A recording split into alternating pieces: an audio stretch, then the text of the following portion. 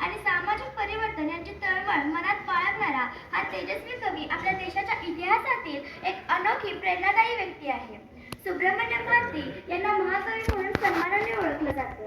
त्यांनी केवळ काव्यलेखनच केलं नाही, तर स्वातंत्र्य लढ्यातील एक निर्भय योद्धा म्हणूनही ते आजवर स्मरणात आहेत.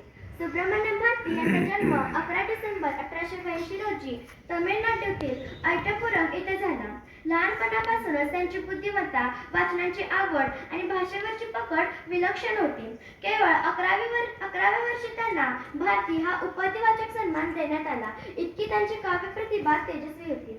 तरुण वयातच त्यांनी स्वातंत्र्य लढ्यात स्वतःला झोकून दिलं. ब्रिटिशांच्या अन्यायाविरुद्ध त्यांनी निर्भयपणे लेखन केलं, भाषणे दिली आणि लोकांमध्ये स्वातंत्र्याची ज्योत पेटवली. म्हणूनच त्यांना महाकवी म्हटलं जातं, कारण त्यांच्या कवितांमध्ये देशभक्ती, स्वाभिमान, धैर्य आणि समानतेचे अत्यंत प्रभावी संदेश दिसतात.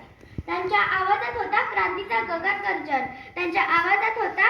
गगन गर्जन, शब्दांमध्ये लपलेला होता स्वातंत्र्याचा चिरंतन स्पंदन. भारती म्हणजे ज्वाला, मनाला देणारी उजेड, आजही त्यांची प्रेरणा करते हृदयाला खंबीर आणि निरपेट. भारतीने आपल्या रचनांमधून स्त्री पुरुष समानता, बाल शिक्षण, जातीभेद विरोध आणि स्वतंत्र विचार यांची पुरजोर बाजू मांडली. त्या काळात हे विचार अत्यंत प्रगत मानले जात होते. त्यांचे "मी एक अग्निकण आहे" हे जीवनमंत्र आजही तरुणांना प्रेरणा देतात.